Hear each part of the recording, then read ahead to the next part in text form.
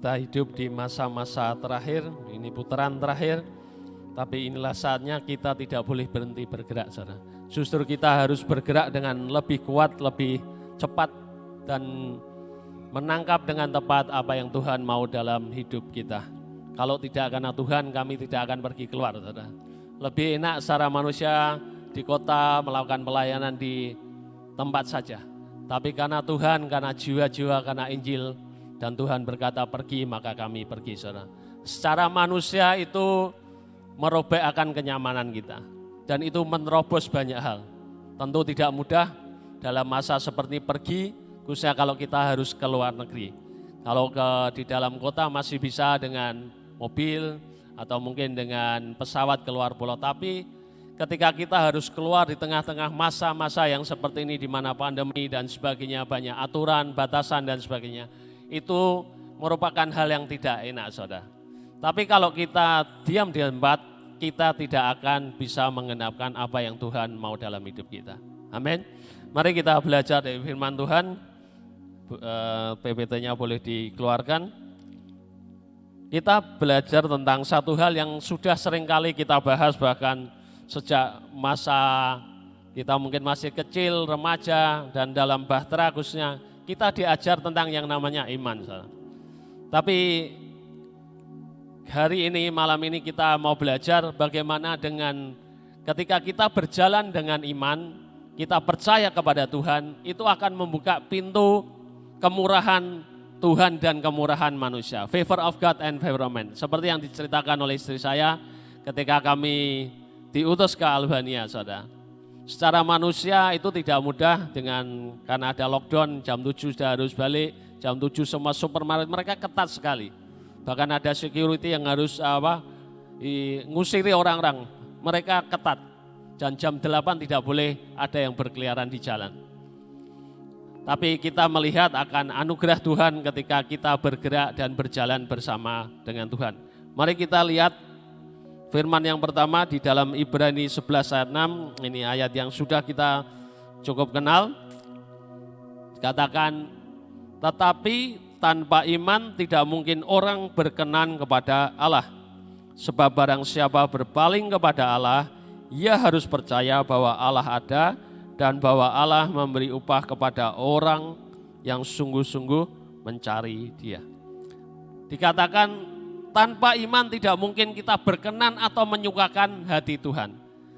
Jadi kalau kita ini hidup kita mau menyenangkan hati Tuhan, salah satu hal yang kita perlu punyai adalah hidup dengan iman. Hidup karena percaya, saudara. Ini juga tidak mudah. Kalau kita mengalami hal-hal yang baik, kita bisa berkata, oh Tuhan baik. Tapi kita mengalami hal yang tidak enak, ada hal-hal yang tidak bagus, diizinkan terjadi dalam hidup kita, bisakah kita tetap percaya bahwa Tuhan itu tetap baik dalam hidup kita? Semua orang kalau boleh ditanya, mereka tentu menginginkan semua terjadi mulus, baik semua, lancar buat mereka.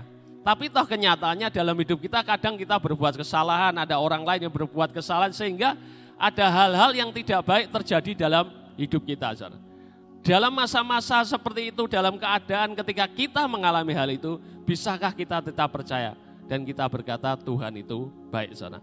Ada satu terjemahan dari Passion Translation yang sedikit berbeda dan bagus. Dia berkata, tanpa iman di dalam hidup kita, tanpa iman yang hidup di dalam kita, mustahil untuk menyenangkan Tuhan. Karena ketika kita datang dalam iman kepada Tuhan, kita tahu bahwa Dia itu nyata dan bahwa Dia memberi upah kepada iman dari mereka yang memberikan semua passionnya, gairahnya dan kekuatannya untuk mencari Dia, saudara. Dan ketika kita berjalan dalam iman, kita ini sedang membuka akan satu pintu gerbang. Pintu gerbang apa, saudara? Pintu gerbang kepada semua keajaiban dan mujizat. Kita bisa lihat di dalam cerita di Alkitab bagaimana 5 roti dan 2 ikan dari yang cuman bekal anak kecil yang mungkin cukup untuk dia saja. Itu bisa dilipat gandakan untuk memberi makan 5.000 laki-laki bahkan sisa 12 kerannya. Secara manusia itu tidak mungkin. Tapi kenyataannya ketika itu dipercayakan, diserahkan kepada Tuhan dan berjalan dengan iman, itu terjadi, saudara. Kita ingat akan cerita janda yang punya sebuli, cuman sebuli minyak yang sebuli, saudara, kecil, sebotol kecil. Tapi ketika dia percaya kepada firman melalui Nabi Elisa, dia meminjam akan bejana yang banyak, yang secara manusia tidak mungkin. Karena begitu minyak ini dalam botol kecil dituang, ya sudah habis. Bahkan memenuhi satu bejana pun tidak mungkin. Tapi ketika janda ini percaya kepada nabinya, kepada firman Tuhan, dan dia melakukan dalam ketaatan, mujizat terjadi. Minyak itu tidak pernah berhenti mengalir sampai semua bejana yang dipinjam itu penuh, saudara. Ketika bejana yang terakhir itu penuh, baru berhenti mengalir. Ada banyak contoh dalam Alkitab, tentu juga banyak contoh dalam hidup kita, setiap kita, saudara. Bagaimana ketika kita berjalan dengan iman, itu membuka pintu akan kemustahilan dan keajaiban dalam hidup kita.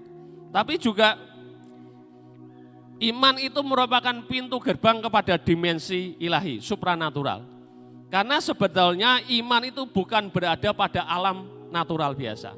Bukan alam manusia, saudara. Ketika kita berjalan dengan iman, kita ini sedang masuk dalam dimensi ilahi, dimensi supranatural. Semua yang natural bisa diatasi. Contohnya, Petrus berjalan di atas air. Secara natural tidak mungkin, karena begitu orang menginjak air akan tenggelam pasti. Tapi ketika Petrus mendengar firman Tuhan yang berkata, datanglah kemari, dan dia berjalan dengan iman, percaya kepada perkataan Tuhan, dia berjalan. Meskipun di tengah jalan ketakutan timbul karena dia merasakan tiupan angin dan gelombang, akhirnya tenggelam. Tapi dia ditolong Tuhan Yesus, kemudian berjalan di atas air lagi. Jadi ketika kita berjalan dalam iman, itu mengatasi akan hukum yang natural. Kita ingat akan cerita Tuhan Yesus, bagaimana Tuhan Yesus menghardik akan gelombang di lautan. Dan gelombang itu taat kepada perkataan Tuhan Yesus, saudara. Dan ketika kita berjalan dalam iman, kita ini masuk dalam suatu dimensi yang tidak terbatas. Karena firman Tuhan berkata, tidak ada yang mustahil bagi orang yang percaya. Tidak ada yang mustahil bagi Tuhan. Artinya segala sesuatu mungkin bagi orang yang percaya. Jadi artinya di dalam iman, itu segala sesuatu bisa dilakukan, bisa terjadi. Orang mati yang harusnya sudah tidak ada kemungkinan untuk hidup lagi, bisa dibangkitkan, bisa hidup lagi. Jadi iman ini membuka pintu yang luar biasa dalam hidup kita. Tapi juga salah satunya membuka pintu favor of God and favor of man dalam hidup kita. Ketika kita berjalan dalam iman, kita menyenangkan Tuhan. Dan ketika Tuhan disenangkan, maka anugerahnya turun. Dan tidak hanya anugerah Tuhan, tapi juga kemudian Tuhan membuka pintu favor of man dalam hidup kita. Nah, seringkali dalam kita nih perjalanan iman kita, ada banyak hal yang menghambat. Ada banyak musuh-musuhnya. Dan saya lihat bahwa salah satu musuh yang terbesar dalam iman, dalam kita berjalan dengan iman itu adalah ketakutan. Nah, sekarang kita lihat satu ayat dulu. Di dalam Markus 5 ayat 36. Markus 5 ayat 36 ini kisah tentang Yairus, kepala rumah ibadat yang anaknya sakit keras, saudara. Dia memanggil akan Tuhan Yesus untuk datang ke rumahnya. Tapi di tengah jalan terjadi sesuatu, ada wanita yang sakit pendarahan.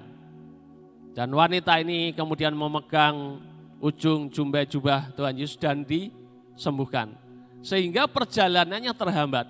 Dan di tengah jalan belum sampai di rumah Yairus, teman-temannya sudah datang, sahabatnya sudah datang, dan mereka memberitahu Yairus, sudah jangan menyusahkan guru, jangan menyusahkan Tuhan Yesus, karena anakmu sudah mati.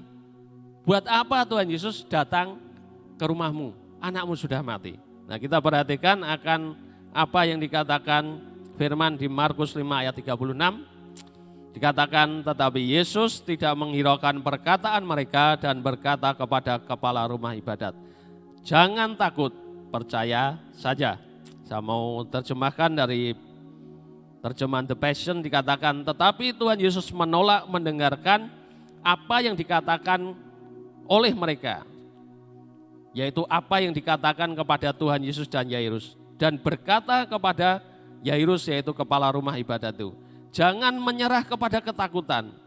Yang engkau perlu lakukan hanyalah terus atau tetap percaya, saudara. Jadi antara ketakutan dan percaya ini merupakan dua hal yang bertentangan. Ketika kami pergi, secara manusia ada ketakutan, tapi kami mau belajar taat, kami mau belajar percaya kepada Tuhan. Kami tidak mendengarkan suara ketakutan itu. Karena kalau kami mendengarkan suara ketakutan, kami tidak akan pergi, saudara. Nah, ketakutan itu sebetulnya apa? Saya pernah satu kali kami diberi anugerah oleh Tuhan, kami pergi ke Amerika dan ada seminar, kami menghadiri seminar dan ada waktu untuk jalan-jalan. Dan kami pergi ke Disneyland dengan anak-anak dan dengan satu keluarga yang lain. Dan kami masuk dalam satu show. Nah, kita tahu mestinya di dunia fantasi mungkin juga ada, saya tidak tahu persisnya. Jadi di show itu kita cuma duduk dan kursinya itu bisa goyang sedikit-sedikit, saudara. Bisa goyang sedikit-sedikit. Kemudian di depan kita itu ada layar dan ini merupakan gambar 3 dimensi. Jadi kita pakai kacamata khusus. Dan ketika show itu dimulai, maka berjalanlah layar itu. Nah, karena kita pakai kacamata 3 dimensi, maka apa yang digambar itu di layar itu seakan-akan jadi nyata, saudara. Dan di dalam layar itu kita nih dibawa naik, terbang gunung yang tinggi, kemudian jurang, pokoknya berbagai macam, saudara. Dan terus terang saya ini tidak terlalu suka dengan ketinggian begini. Padahal itu hanya gambar yang berjalan dan kursi saya tidak bergerak banyak, saudara. Tapi karena itu di 3 dimensi seakan-akan jadi real. Jadi saya ini sempat perasa tidak enak. Karena wah tiba-tiba seperti terjun ke jurang, padahal ya tidak. Nah, ketika kami selesai keluar, tiba-tiba Tuhan memberikan pengertian seperti ini. Ketakutan itu seperti permainan itu. Itu cuman ilusi, itu cuman gambar, saudara. Tapi sepertinya seakan-akan karena ketakutan itu membuat semua bayangan itu jadi nyata, saudara.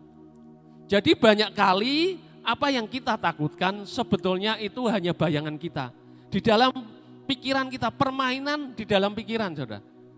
Kita kadang memikirkan, wah kalau begini, gini terjadi. Tapi sebetulnya sebagian besar yang kita takutkan itu tidak pernah terjadi, saudara. Dan karena ketakutan itu sepertinya real, itu menghambat akan hidup kita. Menghambat untuk kita ini bisa percaya kepada Tuhan. Karena kalau orang sudah begitu ketakutan, maka dia akan mulai mencari jalannya sendiri. Dia tidak akan mencari Tuhan, percayalah. Orang yang takut seringkali tidak datang kepada Tuhan, tapi dia mencari jalannya sendiri. Kalau kita takut datang kepada Tuhan itu baik, saudara. Tapi seringkali ketika orang takut, pasti orang itu akan mencari jalannya sendiri. Sehingga Tuhan Yesus berkata kepada Yairus, jangan menyerah kepada ketakutan. Percayalah kepadaku, percaya saja. Dan kita tahu dari cerita Alkitab bahwa akhirnya anak Yairus itu dibangkitkan kembali, saudara. Kita akan teruskan.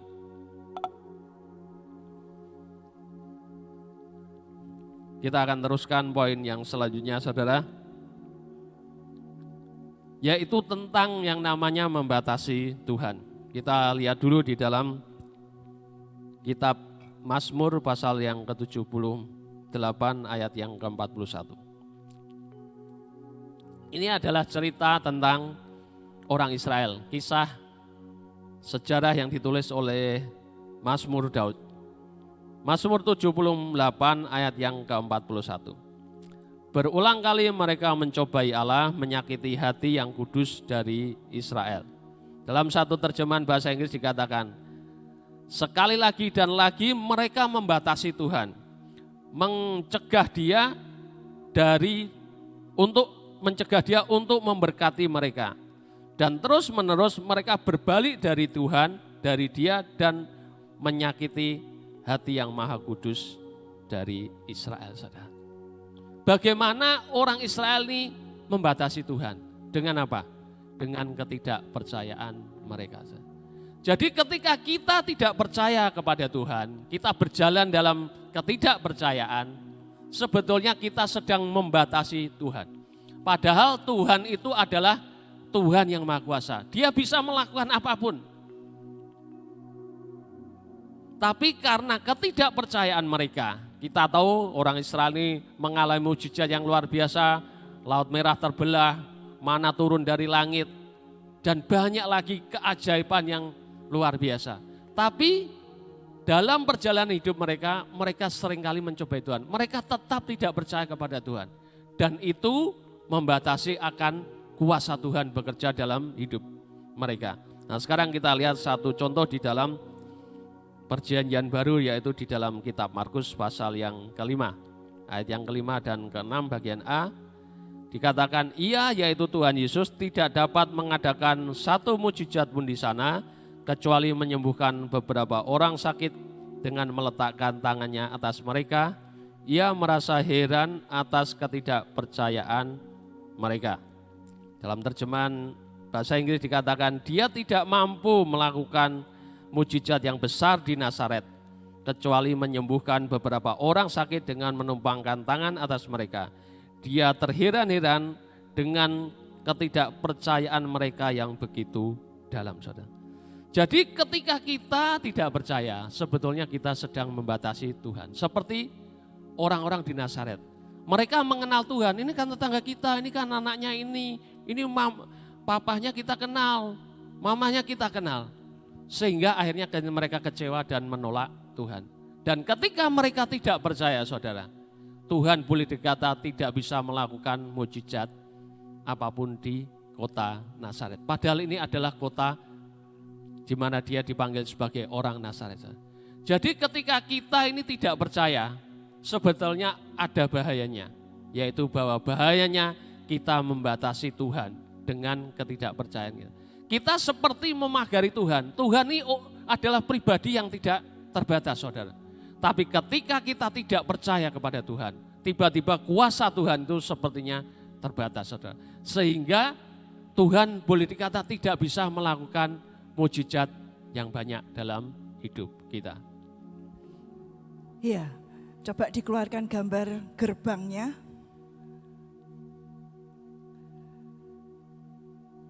Iya. Jadi kita ini belajar, saudara, salah satu kunci untuk membuka gerbang kemurahan Allah dan kemurahan manusia untuk kita terima, yaitu iman, percaya.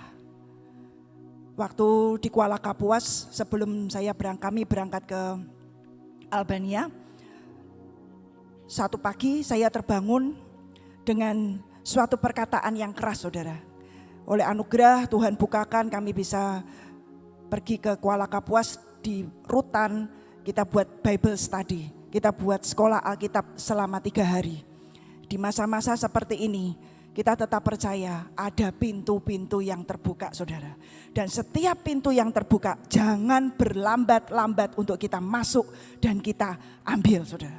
Dan waktu itu berangkat, waktu ke Kuala Kapuas kami belum pernah ke sana, dan tadinya yang diundang itu suami saya, ya, hanya Thomas yang diundang. Ketika saya mendengar, entah bagaimana ada yang melompat dalam hati saya teriak, aku ikut. Saya berkata begitu, saudara, aku ikut. Terus ini nggak biasa-biasanya, saudara, nggak biasa-biasanya. Tapi akhirnya kami berangkat di Kuala Kapuas itu, dan hari pertama setelah semalam dan besoknya pagi-pagi itu saya terbangun dengan suara yang keras. Karena Tuhan berkata, iman itu adalah yes Lord. Amin, saudara. Iman adalah yes Lord. Tanpa mikir apapun. Tanpa ngitung dulu gimana, enggak, saudara. Dan saya berkata, amin Tuhan. Maksudnya apa? Terus seperti film, saudara, ya, seperti Tuhan itu lihat, kamu nih pergi ke Kuala Kapuas, kamu nggak ngerti, dan kami ke Kuala Kapuas itu sempat tertunda 1 hari. Harusnya kami terbang ke Palangkaraya, tapi hari itu saudara tahu Semarang tiba-tiba banjir, ya, tiba-tiba banjir, bandara tergenang air, dan kami tetap ke airport karena tetap tidak ada pemberitahuan akan di-cancelnya hari itu, tapi ternyata hujan yang tidak berhenti dan terus air yang makin meninggi. Dari jam 2 akhirnya 24 jam hari itu airport ditutup. Ketika saya tahu connecting flight kami untuk menuju ke Palangkaraya itu tidak bisa, saya berkata udah kita langsung cancel. Saya pikir ini cancel semuanya. Terus suami saya bilang enggak, masih ada jalan. Iya ya, jalannya gimana? Karena Kuala Kapuas itu di tengah-tengah antara Banjarmasin dan Palangkaraya, saudara. Dari Palangkaraya 2 jam, kalau dari Banjarmasin itu 1 jam. Oh kalau begitu kita bisa terbang ke Banjarmasin. Dan akhirnya tiket kita diganti, diurus dan saya berubah menjadi tiket ke Banjarmasin hari berikutnya. Ya. Di Banjarmasin saya bingung nanti dijemput siapa, kita transit di mana, siapa yang nganter kita dari Banjarmasin ke Kuala Kapuas. Nggak ngerti saudara. Tapi ketika kita berkata, yes Lord. Dan disitulah memang betul iman membuka gerbang kemurahan Allah dan kemurahan manusia dalam hidup kita. Begitu kita berkata ya dengan apa yang Tuhan itu perintahkan, gerbang itu terbuka. Terbuka dengan sangat lebar. Tanpa kita ngerti. Terus Tuhan tiba-tiba saya dikontak seseorang dari Banjarmasin.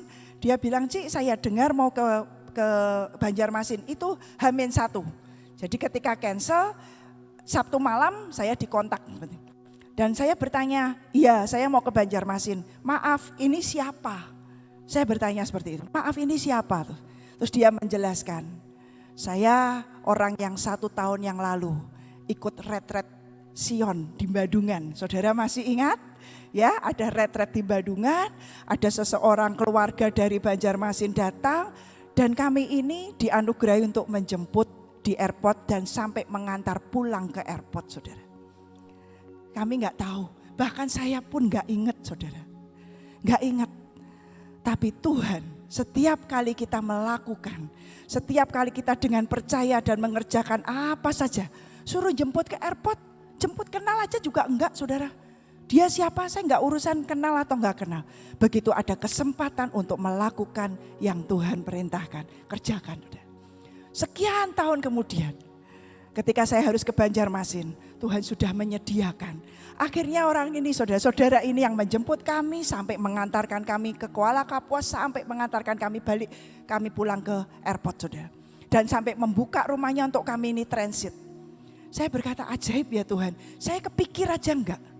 Ya, ingat aja enggak saudara, itu sudah setahun lewat. Ya rasanya sudah hampir setahun lebih lah. Ya setahun lebih, jadi saya enggak ingat saudara. Tapi di situ Tuhan berkata itu loh, iman, percaya, iman melangkah untuk melakukan apapun. Yes Lord, ya dengan apa yang Tuhan perintahkan. Itu banyak membuka gerbang kemurahan Allah dan kemurahan manusia. Itu membuka semua pintu gerbang keilahian. Itu membuka semua pintu yang limitless buat kita yang terbatas. Tapi kita akan punya pintu yang tidak terbatas bersama dengan Tuhan. Dan iman kita itulah yang mendobrak pintu itu akan terbuka lebar dalam kehidupan kita. Dan kita sudah belajar saudara. Yang pertama karena iman. Itu kuncinya untuk buka. Saudara. Berkata yes dengan apa yang Tuhan mau. Kita singkirkan musuh-musuh dari iman tadi sudah kita pelajari. Ketakutan. Singkirkan semua ketakutan. Ya, kita buang. Semua bayangan-bayangan menakutkan kita buang. Waktu saya berkata aku ikut. Itu ya gak ngerti nanti bagaimana, itu apa. Terus saya bayangin ke rutan itu nanti laki semua. Gak mikir saudara. Tapi pokoknya ya dengan apa yang Tuhan itu mau. Dan ketika kami belajar untuk melakukan yang Tuhan mau, banyak anugerah dan kemurahan yang Tuhan buka. Dan itulah yang membuat kami menikmati Allah yang tidak terbatas dalam kehidupan kita. Kekuatan kita terbatas, kemampuan kita terbatas, kesanggupan kita mungkin terbatas. Semua kita ini terbatas. Tapi puji syukur kepada Tuhan, kita punya Allah yang tidak terbatas. Kita punya Tuhan yang tidak terbatas. Amin saudara. Dan inilah kita belajar kuncinya untuk kita buka. Dan kunci yang terakhir, ya ada banyak kunci saudara. Tapi hari-hari ini yang Tuhan izinkan untuk kami lewati, untuk kami alami bersama dengan Tuhan. Ada satu kunci lagi saudara, kunci yang terakhir yaitu mengucap syukur. Sering dan saya berkata, Tuhan ya sudah ngertilah mengucap syukur. Ya, tapi mengucap syukur yang aku mau, yang bagaimana, ini yang hari ini kita belajar. Saya sendiri amazed saudara, ya amazed dengan apa yang Tuhan itu singkapkan. Tuhan izinkan kami mengalami sesuatu ujian, kami mengalami sesuatu tantangan, tapi kami bersyukur. Itu di hari Purim saudara. Dan kalau saudara belajar kunci Purim tahun ini salah satunya apa? Mengucap syukur. Itu kita naikkan sebagai korban kepada Tuhan dan itu berkenan di hati Tuhan. Kita buka di Mazmur pasal yang ke-50 ayat yang ke-23. Mengucap syukur, ini kunci yang juga akan membuka gerbang kemurahan Allah dan kemurahan manusia kita alami, kita rasakan, ya, kita nikmati dalam kehidupan kita dan perjalanan hidup kita bersama dengan Tuhan. Mazmur 50 ayat yang ke-23. Mari kita baca bersama-sama dengan keras. Semua sudah dapat, ya? 2, 3. Siapa yang mempersembahkan syukur sebagai korban, ia memuliakan Allah. Siapa yang jujur jalannya, keselamatan yang dari Allah akan kuperlihatkan kepadanya. Amin saudara. Siapa yang mempersembahkan syukur sebagai korban. Namanya korban itu enggak enak saudara. Dan seringkali kebanyakan kita kalau boleh milih kita enggak mau. Ya, kita mau semua, kalau semua keadaan bagus, semua keadaan berjalan seperti yang kita harapkan, oke. Kita akan dengan mudah mungkin, kita akan berkata terima kasih Tuhan semua baik. Tapi ketika Tuhan mengizinkan segala sesuatu yang terjadi dalam kehidupan kita bukan karena kesalahan dari Tuhan. Seringkali saudara, kita yang salah. Kita yang tidak dengar-dengaran dengan baik. Kita yang tidak mentaati dengan tepat apa yang sudah diinstruksikan dalam kehidupan kita. Kami belajar, kami belajar, sangat belajar. Pulang dari Albania kami belajar yang sangat berharga. Kami tidak dengan tepat melakukan dan mendengar dengan baik semua instruksi yang sudah Tuhan peringatkan dalam kehidupan kami. Istilahnya orang bilang gak ngelegewo saudara. Gak ngeh saudara. Sudah semua mulus saudara. Ya, balik sampai ke Indonesia mulus semua saudara. Sudah kami keluar semua saudara. Tapi ada satu kesalahan yang kami buat. Tidak mendengar dengan baik setiap instruksi Tuhan. Akhirnya kami harus melewati, ada harga yang kami bayar saudara. Tapi syukur kepada Tuhan. Salah satu karakter mental yang Tuhan mau untuk pasukan yang terdahsyat di akhir zaman ini. Yang Tuhan sedang bangkitkan dan mau bangkitkan di tengah-tengah kita. Karena kita adalah generasi pasukan yang terdahsyat. Yaitu apa saudara? Hati yang bersyukur dalam segala hal. Kami bersyukur saat itu Tuhan jagai hati kami ini dengan luar biasa. Gak ada saling menyalahkan, gak ada hati marah, gak ada menggerutu. Detik saya dan kami semua sadar saudara. Kami gandengan tangan. Kami berdoa. Dan kami berkata Tuhan ampuni kami. Tidak nyalahkan siapapun, tidak nyalahkan keadaan, gak menyalahkan. Lu Tuhan kok gini? Enggak saudara. Kami kan sudah melakukan Albania yang suruh juga Engkau Tuhan. Kenapa kami pulang seperti ini? Enggak ada. Di hati pun enggak, mikir pun kagak saudara. Tapi yang ada Tuhan pegang. Dan bersyukur itu Tuhan. Kami gandengan tangan. Dan kami berkata Tuhan ampuni kami. Ampuni ketidaktepatan kami mendengar apa yang Kau perintahkan. Saat itu saya sudah close semua handphone istilahnya tidak jawab pertanyaan dari semua saudara, tidak beritahu siapa-siapa saudara. Istilahnya sesaat itu, seketika itu langsung kami tersungkur, kami hanya bergandeng tangan dan kami berkata ampuni Tuhan.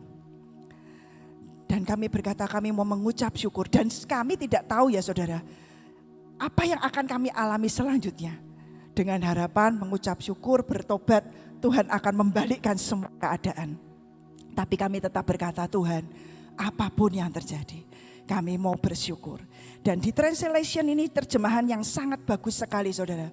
Di Mazmur 50 ayat 23 firman mengatakan ketika kita mempersembahkan syukur sebagai korban, ia memuliakan Allah. Dan Tuhan, dan siapa yang berjalan dengan jujur dengan arti kita dengan syukur, mengucap syukur dengan apa yang kita alami. Dan Alkitab berkata keselamatan yang dari Allah akan kuperlihatkan kepadamu.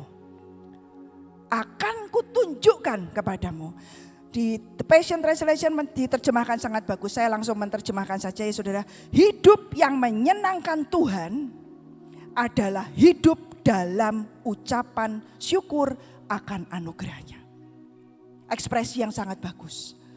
Hidup yang menyenangkan Tuhan adalah hidup dalam ucapan syukur akan anugerah. Saudara nanti bisa buka di terjemahan di The Passion Translation saudara. Dan selalu memilih untuk berjalan bersama dengan Tuhan. Jadi ketika kita mengalami semua situasi yang tidak enak, jangan milih jalan dengan yang lain.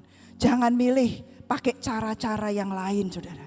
Tapi tetap putuskan, aku pilih jalan dengan Engkau Tuhan. Aku pilih mau berjalan dengan Engkau Tuhan. Karena di dalam segala sesuatu jalan dengan Engkau itu adalah kebenaran. Itu yang paling benar. Jalan dengan Tuhan. Karena Dia adalah jalan, Dia adalah kebenaran, Yesus adalah kehidupan. Jangan jalan yang lain. Jangan pilih jalan yang lain. Hanya jalan dengan Yesus. Selalu memilih berjalan dengan Tuhan. Dan ini semuanya adalah kebenaran. Dan firman Tuhan berkata, itu adalah korban yang aku, Tuhan, inginkan. Dia mencari hari-hari ini pasukan-pasukan Tuhan yang terdahsyat. Dalam menghadapi setiap situasi, kondisi apapun, kita tidak punya mental yang membeli saudara. Bukan punya mental yang mudah menyerah. Bukan punya mental yang cengeng. Tapi kita punya mental yang berkata, aku pilih jalan dengan Engkau Tuhan. Aku mau naikkan syukur dengan semua keadaan apapun yang hari ini aku alami.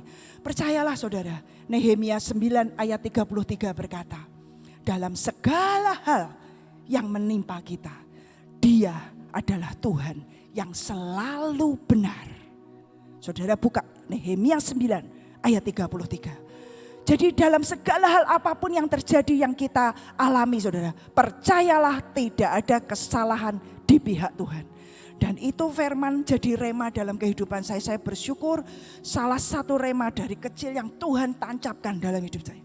Yang membuat yang jagai hati ini ada apa-apa, ngalami apa-apa itu tidak nyalah ke Tuhan saudara. Tidak berpikir yang negatif tentang Tuhan. Ya, tidak memikirkan Tuhan itu gimana sih ini sudah begini. Enggak. Saya bersyukur sekali. Ini rema Tuhan, tancapkan batu yang Tuhan tanam jauh di dalam hati saya. Dalam segala hal yang menimpa kami, Dia Tuhan yang selalu benar. Artinya Dia Tuhan yang tidak pernah salah.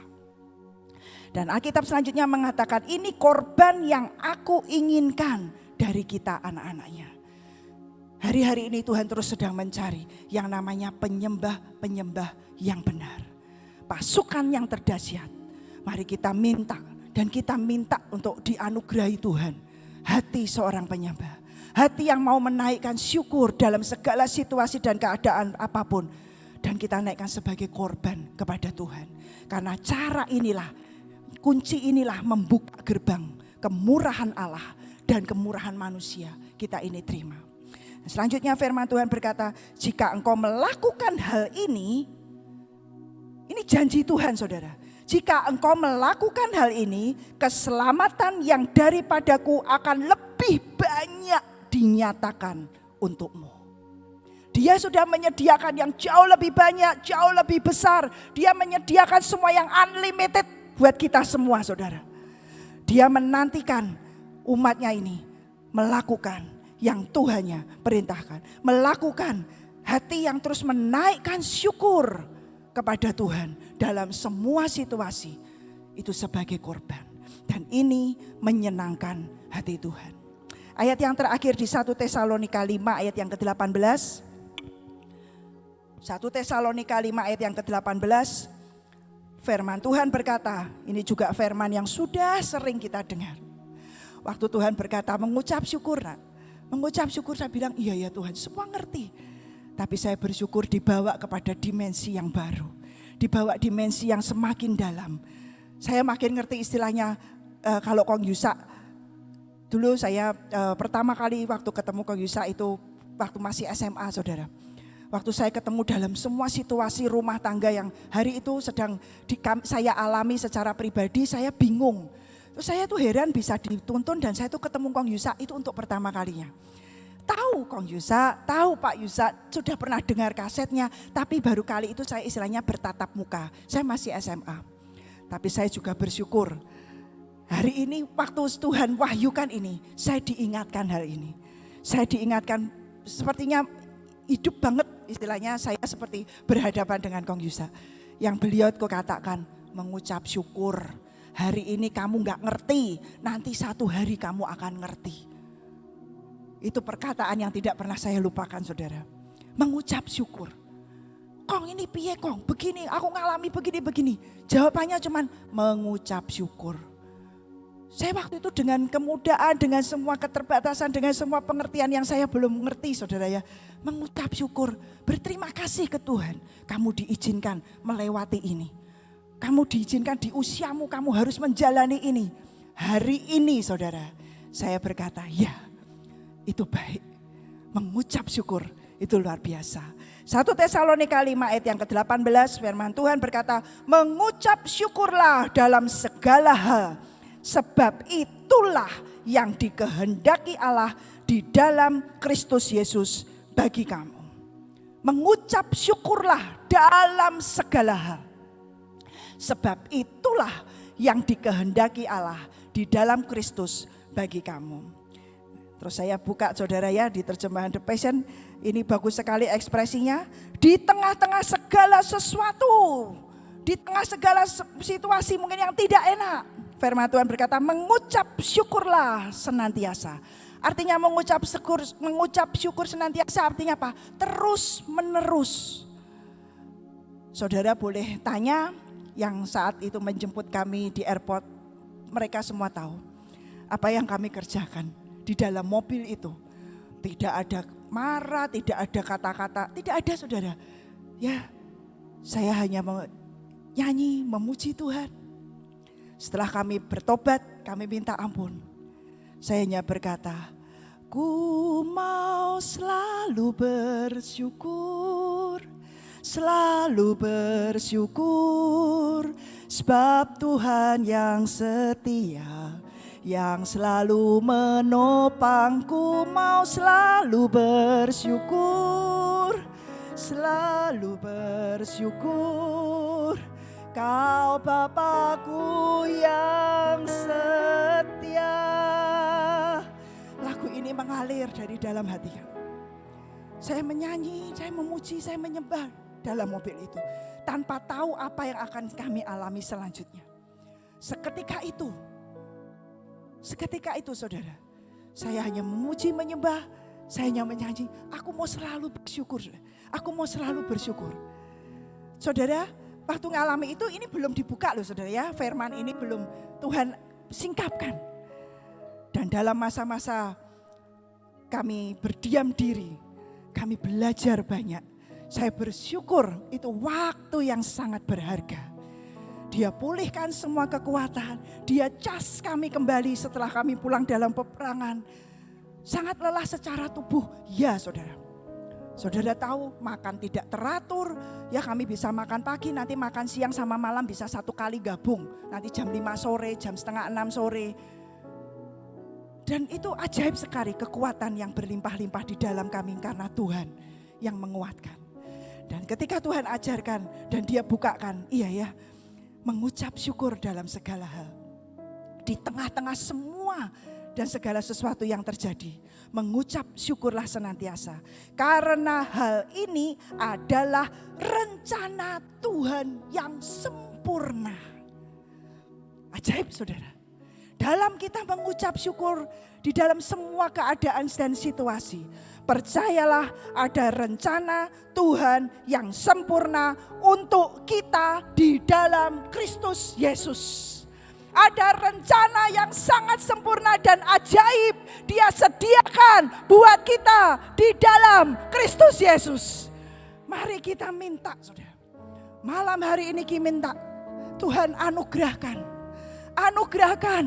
hati yang menyembah dan hati yang terus menaikkan syukur, hati yang bulat percaya bukan karena apa yang sekedar kita lihat, tapi kita percaya kepada apa yang belum kita lihat.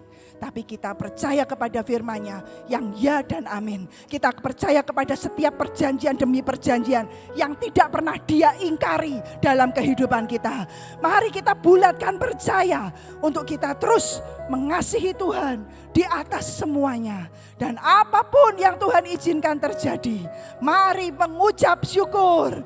Ini membuka gerbang favor of God and favor of man turun dalam kehidupan kita. Dalam masa kami berdiam diri, anugerahnya Dia limpahkan dengan sangat dahsyat. Gak pernah kepikir, saudara. Gak pernah kepikir. Apapun yang harus dibayar, Tuhan kirimkan malaikat-malaikatnya untuk menyelesaikan semuanya. Yang gak pernah kepikir. Kami gak ngomong dengan siapapun. Kami gak cerita. Tapi kami hanya berseru kepada Tuhan. Siapa yang berjalan dengan jujur, siapa yang mengucap syukur dalam segala hal, dan itu memperkenan hati Tuhan. Ketika hatinya disukakan, Dia buka gerbang kemurahan Allah dan kemurahan manusia dengan sangat lebar dan sangat luas buat setiap kita. Untuk kita menikmati unlimited God dalam hidup kita. Untuk kita menikmati unlimited power. Untuk kita menikmati unlimited grace. Untuk kita menikmati unlimited miracle di tengah-tengah kita. Ku mau selalu bersyukur. Mari saudara kita berdiri. Mari naikkan syukur. Mari naikkan syukur kepada Tuhan. Apapun yang hari ini sedang kita lewati, bersyukur. Mau selalu bersyukur. Selalu bersyukur. Kau Bapakku yang setia. Ku mau selalu bersyukur. Selalu bersyukur. Kau Tuhan yang setia, yang selalu. Ku mau selalu bersyukur.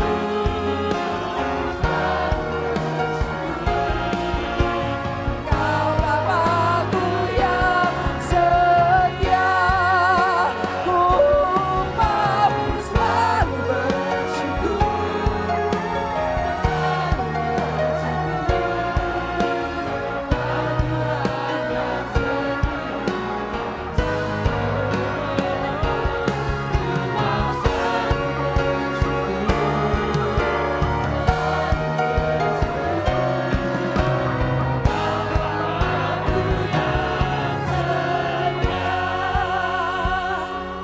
Lagu ini berkata, aku mau selalu bersyukur. Percayalah saudara, kita punya Tuhan yang selalu menopang kita. Kita punya Tuhan yang setia. Dia Tuhan yang tidak pernah bisa mengingkari. Dia Tuhan yang setia. Tuhan ingatkan di Yeremia pasal yang ke-29 ayat yang ke-11. Firman-Nya berkata, sebab aku ini mengetahui rancangan-rancangan apa yang ada padaku mengenai kamu. Demikianlah firman Tuhan, yaitu rancangan damai sejahtera dan bukan rancangan kecelakaan, untuk memberikan kepadamu hari depan yang penuh harapan. Kita punya Tuhan yang merencanakan. Kita punya Tuhan yang tahu apa yang Ia perbuat, saudara. Aku Tuhan tahu apa yang sedang aku perbuat bagimu. Aku ini Tuhan yang merancangkan semua rencana-rencana untuk memelihara engkau. Dia Tuhan punya rancangan, punya rencana yang isinya hanya tujuannya untuk memelihara kita, saudara. Dia Tuhan yang berjanji Dan aku Tuhan tidak akan meninggalkan engkau. Dan rencana-rencanaku yang kuberikan kepadamu, yaitu masa depan yang engkau harapkan. Masa depan yang kau harapkan. Apa yang saudara harapkan untuk Tuhan kerjakan dalam hidupmu. Mari percaya, mari terus bersyukur kalau Tuhan izinkan kita melewati setiap proses.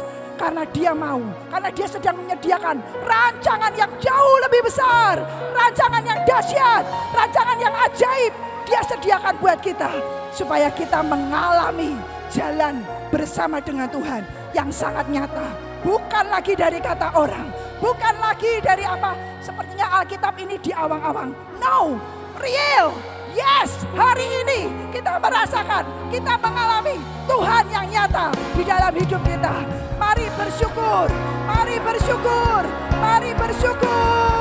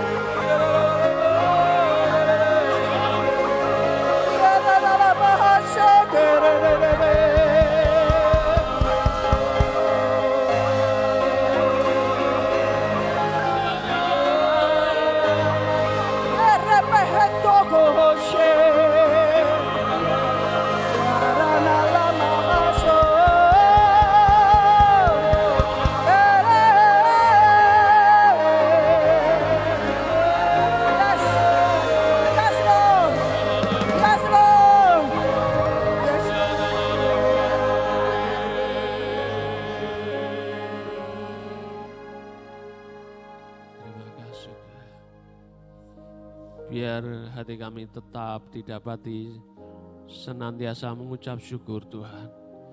Tetap percaya kepadamu, apapun yang sedang kami alami, apapun yang terjadi di sekeliling kami tetap percaya dan mengucap syukur kepadamu. Amin Tuhan. Karena itulah yang kau kehendaki dari hidup kami. Dan ketika kami mengucap syukur, itulah korban yang berkenan kepadamu. Yes. Dan itu menyenangkan hatimu Tuhan. Kami mau percaya Tuhan, karena Engkau Tuhan yang baik, Engkau yang merancangkan semua yang baik buat kami anak-anak-Mu Tuhan. Engkau tidak pernah mendatangkan rancangan kecelakaan, tapi memberikan hari depan yang penuh harapan. Engkaulah Allah, Bapa kami yang senantiasa setia.